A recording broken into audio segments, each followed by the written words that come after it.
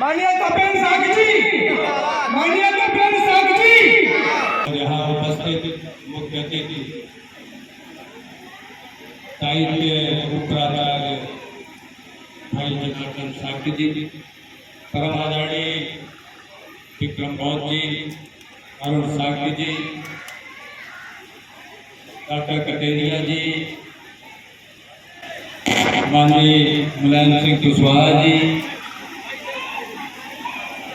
सर्वेश सागजी जी, यहाँ के इस गांव के सुरपट्टा गांव के प्रधान जी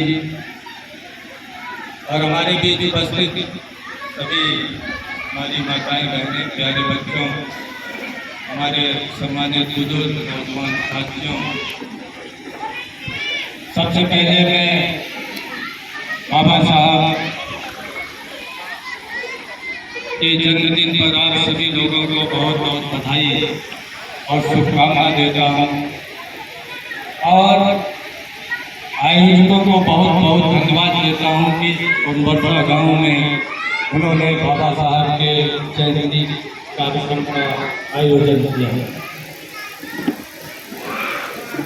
मैं जब वीडियो ही आवा था तो इस गांव में एक बार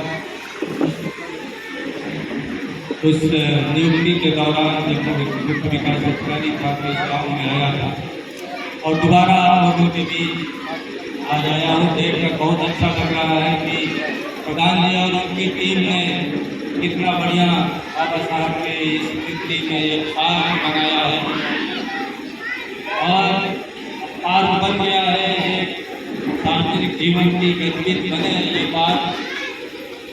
प्रधान जी से ये अनुरोध करूँगा कि यहाँ एक छोटा सा पुस्तकालय अवश्य डालें और उस पुस्तकालय में कम से कम बहुजन समाज के जितने महापुरुष हैं उनके बारे में छोटी छोटी पुस्तकें, सरल भाषा की पुस्तकें, जो बच्चे भी हमारे कम पढ़े लिखे जो भी गाँव में पढ़ सके वैसे भी पुस्तकें हों और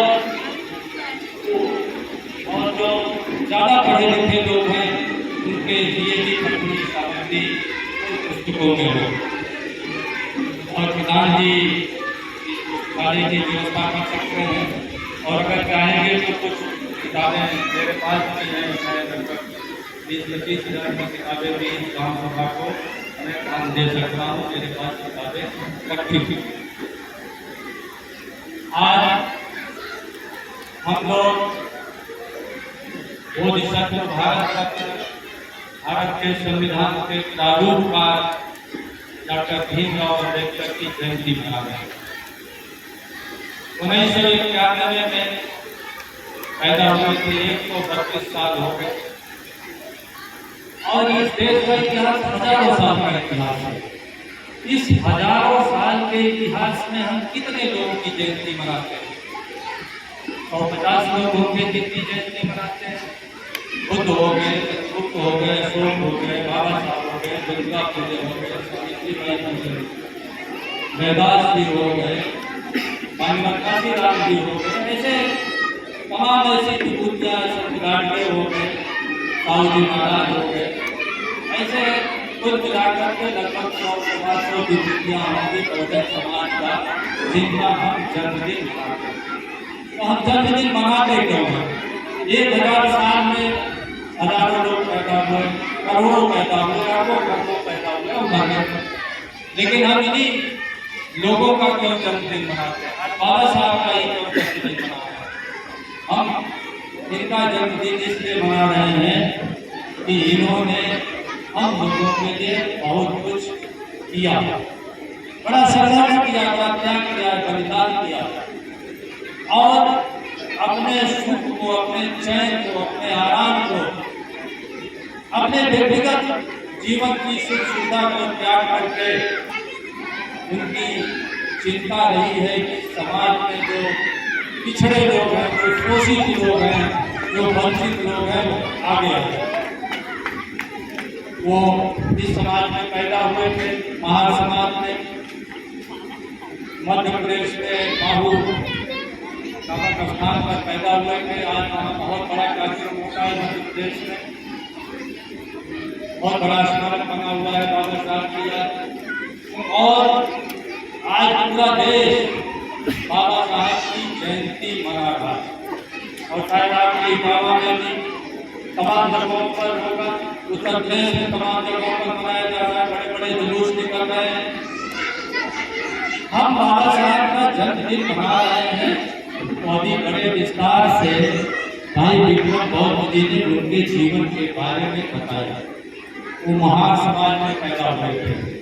जैसे यहाँ हम लोग यहाँ पर पटेलिया और जाटव वाल्मीकि पटेल या अपना तमाम ये कुशवाहा समाज है, कश्यप समाज है, काल समाज है, इसी प्रकार का वहाँ का महान समाज था जिसको तमाम अधिकारों से वहाँ की सवर्ण जातियों ने वंचित कर रखा था। एक इस देश में समाज निर्माण की एक बंगाल की व्यवस्था रही, बंगाल और करते हैं उसको जाना चाहिए। इस देश में एक ऐसी व्यवस्था रही जिसमें समाज में लोगों को 4 भाग में बांट दिया गया। चलो 4 भाग में बांट दें। गांव में एक आबादी उत्तर में रही है, पश्चिम में रही है, दक्षिण में रही है, पूर्व में रही है, चलो ये भी चल जाएगा।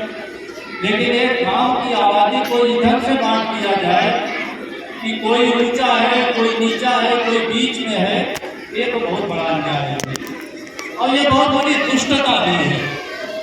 तो हमारे यहाँ कुछ लोगों ने इसी प्रकार का समाज का निर्माण किया और कई 100 सालों तक इस विभाजन का नुकसान समाज को होता है।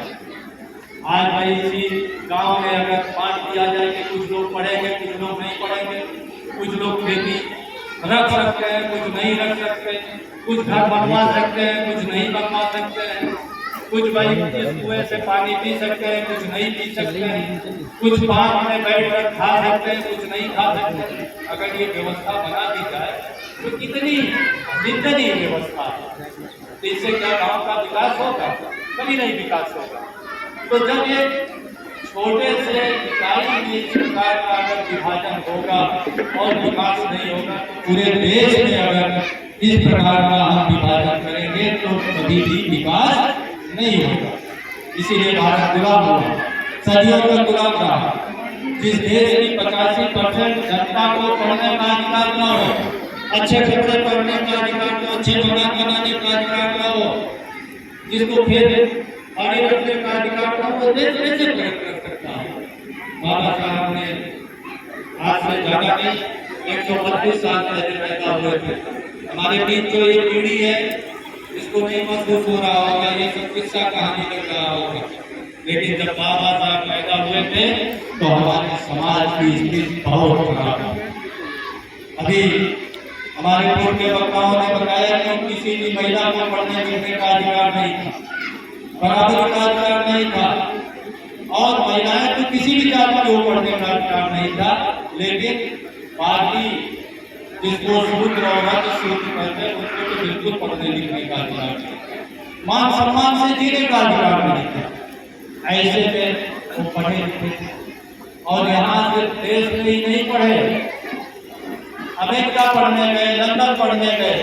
तो अभी उनके वक्ताओं ने आप लोगों को बताया है कि बाबा साहब के पास इस देश में सबसे ज्यादा डिग्री थी उस समय के पढ़े लिखे लोगों के बीच और प्रतिभाशाली थे। लेकिन अब बाबा साहब पढ़ क्यों लिए? बाबा साहब पढ़े इसलिए थे कि उस समय अंग्रेजों का राज्य था और अगर शायद अंग्रेज न होते तो बाबा साहब भी न पढ़ पाते, क्योंकि हम लोगों के पढ़ने की व्यवस्था नहीं थी। तो बाबा साहब पढ़े तो अंग्रेजों के कारण पढ़े, लेकिन अंग्रेजों का राज्य होते हुए भी पढ़ लिख तो लिए, बड़ी बड़ी डिग्री ले लिए। लेकिन जब देश में आए तो उनके साथ कैसा व्यवहार हुआ? अभी विक्रम भाई बता रहे थे कि ताके वाले ने बैठाया नहीं और इतना उच्च शिक्षित आदमी जो कोलंबिया विश्वविद्यालय में प्रोफेसर हो सकता था, लंदन विश्वविद्यालय में, लंदन स्कूल ऑफ इकोनॉमिक्स में प्रोफेसर हो सकता था। आज हमारे लोग सहायक अध्यापक की नौकरी के लिए परेशान है, सहायक अध्यापक बन जाए। वो कितना 10 साल लगे हुए हैं, बीए किए, बीएड किए, पीटी किए, सुपर टेट किए, फिर वह इतनी परीक्षा के बाद शायद अध्यापक की नौकरी के लिए परेशान। और बाबा साहब को अमेरिका में प्रोफेसर की नौकरी दी जा रही थी, लंदन में प्रोफेसर की नौकरी दी जा रही थी, लेकिन बाबा साहब ने उस नौकरी को ठुकरा दिया। उन्होंने कहा नहीं, हम भारत के बीच जाएंगे और भारत में अपने लोगों की दशा सुधारेंगे, हम उनके लिए संघर्ष करेंगे, हम उनके लिए उनको जागरूक करने का काम, उनको हक अधिकार दिलाने का काम भारत की धरती पर करेंगे। आज अगर बाबा साहब चाहते हैं, हमारे बीच तमाम लोग अभी कई जनार्दन साहब जी कह रहे थे कि फायदे की बात होती, कायदे की बात होती, तो ज्यादातर लोग तो कायदे की बात में नहीं, ज्यादातर लोग कायदे के काम में लगे हुए। और बाबा साहब उस समय चाहते तो अमेरिका में प्रोफेसर हो जाते, और भले उनका रंग सांवला था, वहाँ अमेरिका में गोरी चिट्ठी 6 फुट की अमेरिकन मिल जाती, गोरी चिट्ठी थी, और वही अमेरिका में, कोलंबिया में, न्यूयॉर्क में या लंदन में बस जाते और गोरे गोरे बच्चे पैदा होते और गिट्टी करते थे बोलते, और बाबा साहब वहीं के होकर घर जाते। बाबा साहब को बहुत उनका व्यक्तिगत जीवन अच्छा हो, लेकिन उनको व्यक्तिगत जीवन की चिंता नहीं थी। उनको चिंता थी इस भारत के 85% वंचित शोषित दलित समाज के लोगों की, और वो भारत लौट आए और भारत में आप लोगों के लिए बड़ा संघर्ष किया उन्होंने, और संघर्ष को उन्होंने किया। एक रास्ता भी बताया, रास्ता क्या बताया कि जहाँ अन्याय हो संघर्ष कीजिए, समता के लिए लड़ाई लड़िए, अपनी बेहतरी के लिए लड़ाई लड़िए। और उन्होंने 3 मंत्र दिया आपको। क्या 3 मंत्र दिया? Educate, organize and educate. कि एजुकेट करने का अर्थ शिक्षित बनो तो है ही, लेकिन ये अधूरा अर्थ है। एजुकेट करने का पूरा अर्थ है शिक्षित करो, और शिक्षित करेंगे कब? जब आप शिक्षित बनेंगे, होंगे, विद्यालय खोलेंगे। आज हमारे बीच तमाम दलित पिछड़े समाज के IAS, IPS, इंजीनियर, डॉक्टर, बड़े बड़े पैसे वाले लोग हो गए हैं। अगर वो चाहते, सरकारी शिक्षा चौपट हो ही रही है, सरकारी पढ़ाई लिखाई चौपट हो रही है। अभी हमारे बीच वक्ता लोग कह रहे थे कि बच्चों को पढ़ाना चाहिए, पढ़ाना तो चाहिए, लोग पढ़ाने का प्रयास भी कर रहे हैं, लेकिन 100 सरकारी स्कूलों में कितने सरकारी स्कूल चल रहे हैं, ये सबसे बड़ा चिंतनीय विषय है। लेकिन इन्हीं जो भी व्यवस्था है, उस व्यवस्था में अभी पढ़ाने का कार्य भी करिए, लेकिन इस व्यवस्था परिवर्तन का भी कार्य। और अगर आप इस व्यवस्था को नहीं बदलेंगे तो जिस प्रकार से आज देश की फिर व्यवस्था गड़बड़ हो रही है, तो कहाँ पे है छीनने का षड्यंत्र किया जा रहा है, आपका रोजगार छीनने का षड्यंत्र किया जा रहा है, आपका सम्मान छीनने का षड्यंत्र किया जा रहा है, आपका न्याय छीनने का षड्यंत्र किया जा रहा है। नहीं तो मौके पे बोल दियो तब तो आए वहाँ आपको।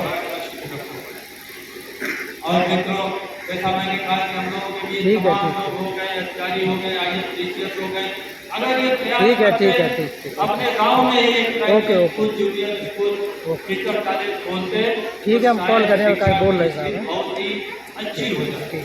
हम लोगों ने हर काम सरकार पर सौंप दिया और सरकार करना भी चाहिए। हमारे बीच विक्रम बहुत ही में टीचर कॉलेज चला रहे हैं, हमारे बहुत दिनों के मित्र हैं, बहुत अच्छी एजुकेशन दे रहे हैं, बड़ी क्वालिटी एजुकेशन दे रहे हैं। ऐसे तमाम लोगों की समाज की जरूरत है।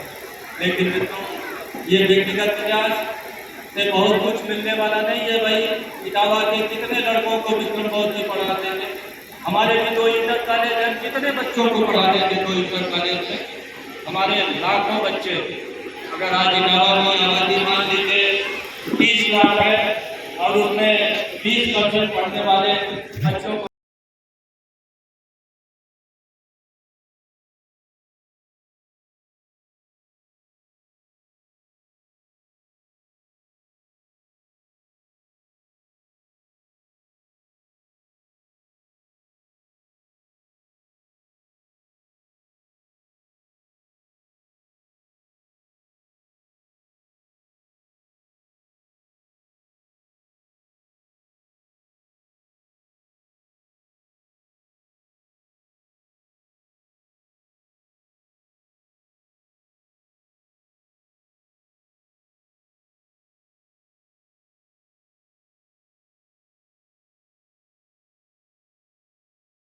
कंधों पर या ठीक साथ अपने कंधों पर नहीं दे सकते, ये व्यवस्था सरकार को देनी पड़ेगी।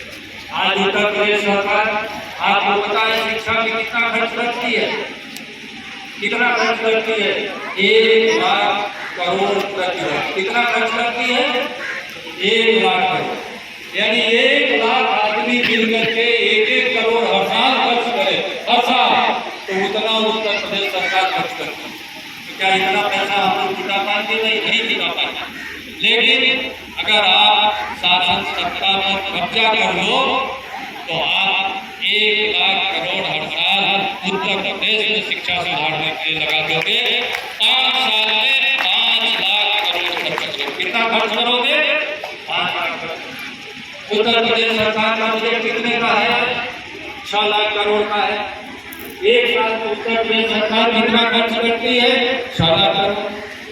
अस्पताल पर, शिक्षा पर, रोजगार पर, सिंचाई पर, तमाम चीजों पर खर्च करती है। और अगर हमारे पास शासन सत्ता हो तो 5 सालों में आप 30 लाख करोड़ खर्च करके इस उत्तर प्रदेश का चेहरा बदल सकते हैं, शिक्षा का प्रबंध कर सकते हैं, बीमार के लिए दवाई चिकित्सा का प्रबंध कर सकते हैं, खेतों के लिए सिंचाई बिजली दे सकते हैं, और सब जगह हमारे गांव के और सबकी तस्वीर बदल जाए, तकदीर बदल जाए, आने वाली पीढ़ी हमारी बेहतर हो जाए। तो जब हम बाबा साहब को याद आज कर रहे हैं तो उनका जो रास्ता है, उनका पहला यही रास्ता था कि भाई सब शिक्षित होइए। इसके बाद उन्होंने कहा था कि संगठित होइए।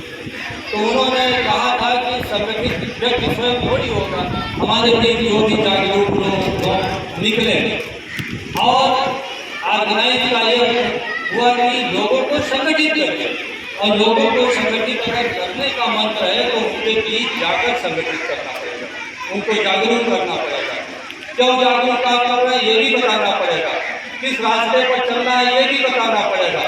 और अंत में उन्होंने कहा कि एजुकेट का यही अर्थ होगा कि समाज को आंदोलित करते रहिए, सोने मत दीजिए, समाज को सोने मत दीजिए। अगर समाज सो जाएगा तो आगे हमारी प्रगति रुक जाएगी। यही हुआ दुर्भाग्य से बाबा साहब के बाद हम काफी समय तक सो गए और हमारे बीच 1-2 जगाने वाले भी आए, इसके बाद हम फिर सो गए। तो ये जो बीच में हम जगते हैं और बीच में सोते हैं, ये सिलसिला बंद करके निरंतर जागने का काम हम लोगों को करना पड़ेगा। बाबा साहब का जब आज जन्म जयंती मना रहे हैं तो हमको यही संकल्प लेना होगा कि जहाँ शोषण है, जहाँ अन्याय है, जहाँ असमानता है, जहाँ शिक्षा है, जहाँ वंचना है, जहाँ हमको दबाया जा रहा है, हम वहाँ खड़े हों, समूह में खड़े हों, एकजुट खड़े हों और संघर्ष करके एक रास्ता निकालें। हम लोग हो जाए और संघर्ष करें। भाई संघर्ष करने का कोई रास्ता भी तो होना चाहिए, किस बात का संघर्ष करें और किस प्लेटफॉर्म पर संघर्ष करें। अभी हमारे बीच भाई राम सरोवर जी आए थे, बड़ी अच्छी बात कहे कि भाई देश में गंगा जी है, तो गंगा देश नहीं है। आपको शायद जानकारी होगा कि इस देश में दलित और पिछड़ों के बीच कुल 3000 राजनीतिक दल बन गए हैं, 3000। और ये राजनीति के दल बन क्यों रहे हैं? अगर इस पर आप विचार कर लेते शायद तो ये बात हम लोगों को आगे नहीं कहनी पड़ेगी कि हम दल क्यों बना रहे हैं। बड़ी सीधी सी बात है। आज बाबा साहब का जब जन्मदिन मना रहे हैं हम लोग, तो बाबा साहब ने तो भारत का संविधान में एक अध्याय मूल अधिकार का है कि इस देश के सारे इंसान में महिला, पुरुष, बच्चे सभी सम्मिलित हैं, सारे इंसान को क्या क्या अधिकार है। इसमें पूरे संविधान में लिखा है कि पार्लियामेंट कैसे बनेगी, विधानसभा कैसे बनेगा, राष्ट्रपति कैसे चुना जाएगा, प्रधानमंत्री कैसे बनेगा, मुख्यमंत्री कैसे बनेगा। यानी इस देश में न्यायपालिका, व्यवस्थापिका और कार्यपालिका कैसे चलेगी, संविधान में कुल मिलाकर के यही लिखा गया है। और जब आपको देश नहीं चलाना है तो संविधान घर में रख करके क्या करेंगे? जैसे बाबा साहब की मूर्ति लगाकर पूजा कर रहे हैं, वैसे हम घर में संविधान की पूजा कर लेंगे। जब देश नहीं चलाना है हमें और देश चलाना है तो आपको कार्यपालिका, न्यायपालिका, व्यवस्थापिका पर कब्जा करना पड़ेगा। तब बाबा साहब के संविधान के सच्चे अनुयायी होंगे। बाबा साहब का संविधान सिर्फ घर में रख करके पूजा और आरती करने के लिए नहीं बना है। संविधान पढ़ करके इस देश के भाग्य विधाता बनिए, इस देश की न्यायपालिका चलाइए, इस देश की कार्यपालिका चलाइए, इस देश की विधायिका चलाइए, तब बाबा साहब के संविधान की रक्षा की बात होगी। और आप दूसरों के हाथ में देश सौंपे हैं और आप संविधान की रक्षा की बात कर रहे हैं, तो आपको अपने हाथ में व्यवस्था खुद लेनी पड़ेगी। लेकिन आप अपने हाथ में व्यवस्था लेंगे कैसे? सबसे बड़ा यही प्रश्न है। बाबा साहब दुर्भाग्य था कि 1956 में बड़ी जल्दी हम लोगों के बीच से चले गए और हम लोगों को कोई राजनीतिक प्लेटफॉर्म देकर नहीं गए। उन्होंने एक इंडियन लेबर पार्टी बनाई, बाद में रिपब्लिकन पार्टी ऑफ इंडिया की रूपरेखा बनाई थी, लेकिन वो उसको लागू नहीं कर पाए। बाबा साहब ने जो संविधान बनाया उस संविधान में लोकतंत्र है, डेमोक्रेसी। लोकतंत्र समझते हैं ना? लोकतंत्र यानी इस देश में चुने हुए लोग शासन सत्ता करेंगे, और जब देश के शासन सत्ता में लोकतंत्र है तो आपको पार्टी में भी लोकतंत्र लाना पड़ेगा, क्योंकि हमारी ट्रेनिंग वहीं से होती है, हमारी ट्रेनिंग राजनीतिक दलों से होती है। तो बाबा साहब के लोकतंत्र की तो हम बात करते हैं, हम ये भी बात कर रहे हैं कि लोकतंत्र आज खतरे में है, लेकिन उस लोकतंत्र को बचाने के लिए आपको व्यवस्थापिका, न्यायपालिका, कार्यपालिका पर काबिज होना पड़ेगा। इसका आप प्रयास नहीं कर रहे हैं, और प्रयास तभी करेंगे। सभी जानते हैं कि देश में सबसे बड़ा पावर पार्लियामेंट में है और प्रधानमंत्री के पद पर है। हमारे बाबा साहब की एक उंगली किस दिशा की ओर, जहाँ जहाँ जो मूर्ति बनी हुई है, एक उंगली किधर संकेत करती है? वो लखनऊ की ओर संकेत करती है, पटना की ओर संकेत करती है, मद्रास की ओर संकेत करती है, कि दिल्ली की ओर संकेत करती है? कहाँ संकेत कर रही है बताइए? वो दिल्ली की ओर संकेत कर रही है कि इस दिल्ली की कुर्सी पर कब्जा करके, और दिल्ली की कुर्सी पर कब्जा करने के लिए आपको राष्ट्रीय स्तर की पार्टी बनानी पड़ेगी। पार्लियामेंट पर कब्जा कभी भी आप एक व्यक्ति, एक परिवार, एक जाति की पार्टी से नहीं कर सकते हैं। माननीय राम सरोवर जी, हम लोगों के बीच ये पार्टियां इसलिए बन रही है कि अगर रामलाल एक पार्टी बना ले, आजीवन रामलाल रहे, फिर रामलाल का लड़का बिहारी लाल रहे, फिर बिहारी लाल का लड़का अनोखे लाल रहे, तो फिर क्या दूसरे सज्जन नई पार्टी बना लेंगे? तो पार्टियां हमारे बीच इसलिए बन रही है कि दलित पिछड़ों के बीच, जो कि बाबा साहब के अनुयायी हैं, और बाबा साहब के अनुयायी को चिंतन करना पड़ेगा आज इस जयंती पर्व पर कि अगर हम अनुयायी हैं तो हम ऐसा क्यों कर रहे हैं, ऐसा आचरण क्यों कर रहे हैं? अगर एक व्यक्ति पार्टी आजीवन चलाएगा तो दूसरे दल बनते जाएंगे। मैं राजनीतिक जयंती पर नहीं करना चाहता, लेकिन इतना अवश्य बता देना चाहता हूं कि बाबा साहब ने इस देश को लोकतंत्र दिया, लोकतांत्रिक व्यवस्था दी, और हमारे दलित पिछड़े जितनी पार्टी बनाए हैं, आजीवन बाप रहेगा, फिर लड़का रहेगा, एक जाति का व्यक्ति रहेगा। अगर एक जाति का व्यक्ति रहेगा तो उस जाति की पार्टी हो गई। आप 1 करोड़ तक दीजिए, दूसरे जातियों को गले नहीं उतरेगा, और सब जातियां पार्टी बना रही है। क्या हमारे बीच बाबा साहब के अगर सच्चे अनुयायी है तो क्या इस बात पर अब बहस नहीं कर सकते, इस बात पर विचार कर नहीं सकते कि हमारे बीच भी एक ऐसा कोई राजनीतिक दल हो जिसमें कभी जाटव राष्ट्रीय अध्यक्ष हो, कभी कटेरिया हो, कभी कुशवाहा हो, कभी निषाद हो, कभी पाल हो, कभी लोधी हो, कभी बिहार का हो, कभी मध्य प्रदेश का हो, कभी राजस्थान का हो, कभी मुस्लिम हो, कभी आदिवासी हो, तब आप राष्ट्रीय स्तर की पार्टी बना पाएंगे। और बाकी जिसको कहीं अगर श्रद्धा है तो बाबा साहब तो यही कहते थे ना, बुद्ध जी भी यही कहते थे कि मानो तब जब जानो, तब की कसौटी पर उसको कस लो। बुद्धि और विवेक पर कस लो, श्रद्धा होनी चाहिए। लेकिन श्रद्धा जब परीक्षण करके आप श्रद्धा पालते हैं तो वह अंधश्रद्धा नहीं होती, लेकिन बिना परीक्षण के अगर आप श्रद्धा करेंगे तो अंधश्रद्धा होगी। इसीलिए बाबा साहब धर्म के मामले में, आध्यात्म के मामले में उन्होंने कहा ये देश धर्म और आध्यात्म का देश है, ये नास्तिक होकर के हम नहीं रह सकते, हम बिना आध्यात्म के नहीं रह सकते। इसलिए बाबा साहब बुद्ध की मार्ग में गए, और बुद्ध का मार्ग नीति और नैतिकता का मार्ग है। और कोई भी बाबा साहब के भाषण सुनिए, तमाम भाषणों में उन्होंने कहा कि देश का लोकतंत्र तभी जीवित रह सकता है जब हम लोगों के अंतर्गत नैतिकता हो। आज हमारे नेताओं को सीबीआई ईडी इनकम टैक्स क्यों ढूंढ रही है, क्यों ढूंढ रही है सीबीआई इनकम टैक्स और ईडी, क्यों कह रहे हैं देखो पंचों हमारे पीछे सीबीआई छोड़ दिया, ईडी छोड़ दिया। अरे भाई, आपने सत्ता में जाकर नैतिकता नहीं बरती, और नैतिकता नहीं बरती तो आप ही डकैती भी मार रहे हो और आप ही पार्टी को चला भी रहे हो, नहीं चला सकते। तो आज बाबा साहब की जन्म जयंती पर हम लोगों को ये भी संकल्प लेना पड़ेगा कि बाबा साहब ने संघर्ष का रास्ता आपको बताया, गलत को गलत रहने का आपको मार्ग दिखाया।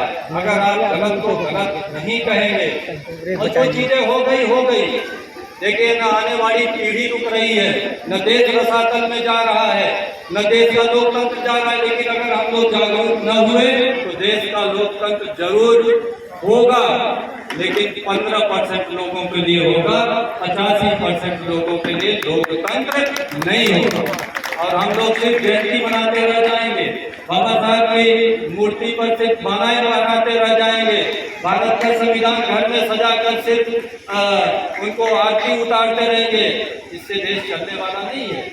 अगर आपको इस देश का हुक्मरान बनना है तो सामाजिक जागरूकता से नहीं होगा, वो राजनीतिक दल से होगा। और राजनीतिक दल आपको राष्ट्रीय स्तर का बनाना पड़ेगा, नेशनल लेवल का दल। और नेशनल लेवल का दल कभी भी एक व्यक्ति से, एक परिवार से, एक जात से नहीं बन सकता। और जो लोग व्यक्तिवादी हैं, परिवारवादी हैं, जातिवादी हैं, वो बाबा साहब के सच्चे अनुयायी नहीं है। बाबा साहब पर हमारी सिर्फ नेता बनना चाहते हैं और बाबा साहब के नाम का उपयोग करके सिर्फ लूट खसोट और भ्रष्टाचार करना चाहते हैं। तो आज हम सभी आयोजकों को बहुत बहुत धन्यवाद देते हैं। बड़ा अच्छा आयोजन किया सब लोगों ने। और सबसे बड़ी बात है कि भुवनेश कुमारी दोहरे के नेतृत्व में महिलाओं की, हमारे माँ बहनों की बहुत अधिक संख्या है, बहुत मेहनत कर रही हैं। एक कठिन मार्ग इन्होंने चुना है। अब कठिन ही होता है। जैसा मैंने कहा कि हमारे बाबा साहब के पास भी कायदे का भी रास्ता था और फायदे का भी रास्ता था। कायदे का रास्ता एक था कि कोलंबिया यूनिवर्सिटी प्रोफेसर हो जाते, 6 फुट के अमेरिकन से गोरे चिट्ठी से शादी करते और वहीं रुक जाते। और कायदे का ये था कि देश में आकर के वो संघर्ष करते। तो हम लोगों ने संघर्ष का रास्ता चुना है, हमारी सारी टीम ने चुना है। रास्ता एक दिन में नहीं बनता, लेकिन बनेगा। आज जो बाबा साहब की जन्म जयंती मना रहे हैं तो मित्रों, ये लोकतांत्रिक देश है। लोकतांत्रिक देश में व्यक्ति को हीरो मत बनाइए। बाबा साहब ने भी कहा था, जिस दिन लोकतंत्र में व्यक्ति की पूजा करना शुरू कर दोगे, व्यक्ति को हीरो बना दोगे, उस दिन इस देश में तानाशाह पैदा होगा, तानाशाह पैदा होगा। तो हम लोगों को सच्चे अर्थ में लोकतंत्र लाने का प्रयास करना चाहिए। अपने आने वाली पीढ़ी का शिक्षा, उसका रोजगार, उसका सम्मान, उसका न्याय सुरक्षित रखने के लिए बाबा साहब के बताए मार्ग पर चलना है।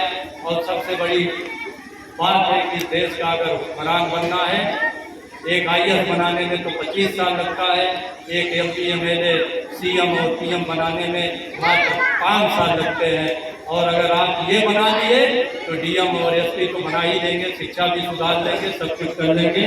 इसी के साथ अपनी बात समाप्त करता हूँ। जय हिंद, जय भारत, नमो बुद्धाय, जय हिंद।